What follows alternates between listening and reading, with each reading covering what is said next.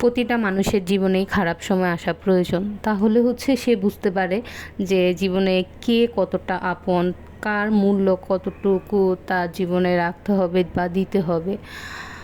আর সেরকম একটা সময় আমিও কাটাইতেছি, বুঝতে পারতেছি কে কতটুকু আপন। আর আর যখন হচ্ছে নিজের কাছের মানুষগুলোও ভুল বুঝে, পর তো পর নিজের আপন মানুষগুলোও যখন মানে ভুল বুঝে না, তার থেকে কষ্টটা আসলে আর কিছুতেই হয় কিছু আর কোনো কিছুতেই বোঝানো সম্ভব না। তো সেরকম একটা সময় আমিও গোবিন্দ আমাকে দিয়েও পার করাইতেছে। তবে আমার গোবিন্দের উপরে ভরসা তো অনেক বেশি। আমি জানি আমার গোবিন্দ যেরকম আমার সময়টা খারাপ দিছে, আবার সময়টা আমার পরিবর্তনও হবে, ভালো সময়ও আসবে। তবে মানুষ তো চিনতে পারছি। যাই হোক, তাকে গোবিন্দ ভালো রাখুক, যে যেমনই করুক না কেন আমার সাথে, সবাইকে যাতে গোবিন্দ ভালো রাখে। তো অনেক দিনেরই হচ্ছে আশা ছিল, গত বছরও আশা ছিল জগন্নাথ মহাদেবকে যা দর্শন করার, কিন্তু দর্শন করতে পারি নাই। আমি হয়তো অনেক বেশি পাপ করছি।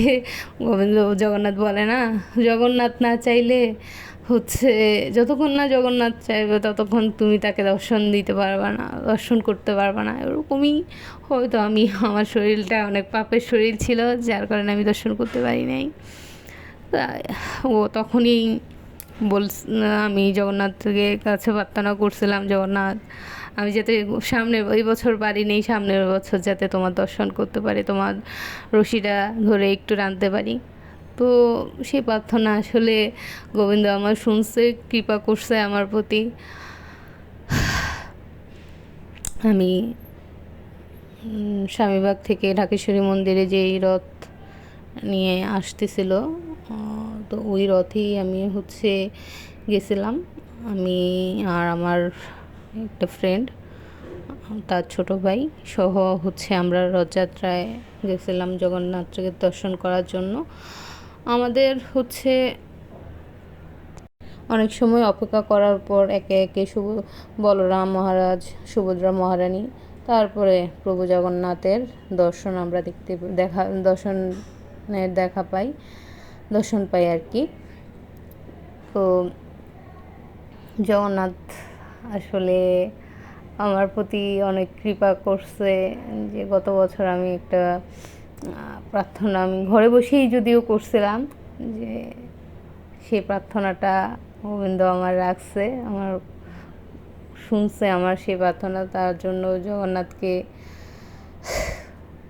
জগন্নাথের অশেষ অশেষ কৃপা আমার প্রতি। আমি জগন্নাথের দেখা এই এই এই বছর পাইছি, প্লাস হচ্ছে আমার প্রার্থনা জগন্নাথ শুনছে, সেই জন্য জগন্নাথকে পায়ে কোটি কোটি প্রণাম। এইভাবে প্রতি বছর যাতে আমি তার রথযাত্রায় অংশগ্রহণ করতে পারি, সেই কৃপায় যাতে, সেই আশীর্বাদেই গোবিন্দ যাতে আমাকে দান করে। আর এমন একটা দিন যেখানে ভগবান স্বয়ং আমাদেরকে দেখার জন্য রাস্তায় নেমে আসছে, সেই দিনে ঘরে যদি আমরা বসে থাকি তাহলে কিভাবে হবে? আমরা যদি ভগবানের দর্শনের আকাঙ্ক্ষা না থাকে আমাদের, তাহলে আমরা ভগবানের কৃপাটা কিভাবে পাবো? সেই কৃপা লাভের জন্যই আসলে আসা। আর ওই সময় হচ্ছে আমার শরীরটাও খুব একটা ভালো ছিল না, তারপরও মনে আশা ছিল না আমি জগন্নাথকে দেখবো। প্রভুর দেখা আমি পাইছি, তার জন্য প্রভুকে হচ্ছে হাজার কোটি প্রণাম। আর ওই দিন হচ্ছে জগন্নাথকে দেখার পরে আমার কেন যেন হচ্ছে, আমি কান্নাটা আটকায় রাখতে পারিনি। আমার এত কান্না আসছে, কেন আসছে কান্না আমি সত্যিই জানি না। তখন হচ্ছে এত মানুষের মধ্যে কে দেখতেছে না সেটা আমার আসলে মনেই আসতেছে না, কিন্তু আমার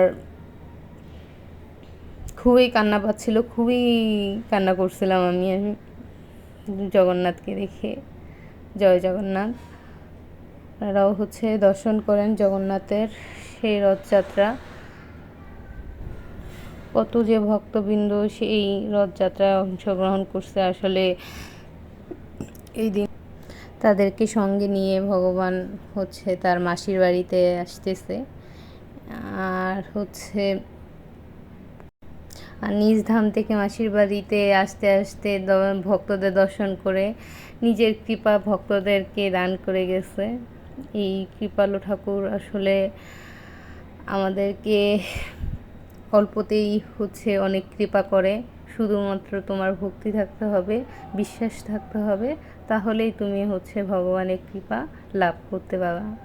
এই যে ভগবান চলে আসছে, আমি হচ্ছে আপনাদেরকে দেখাচ্ছি, ভগবানকে দর্শন করুন।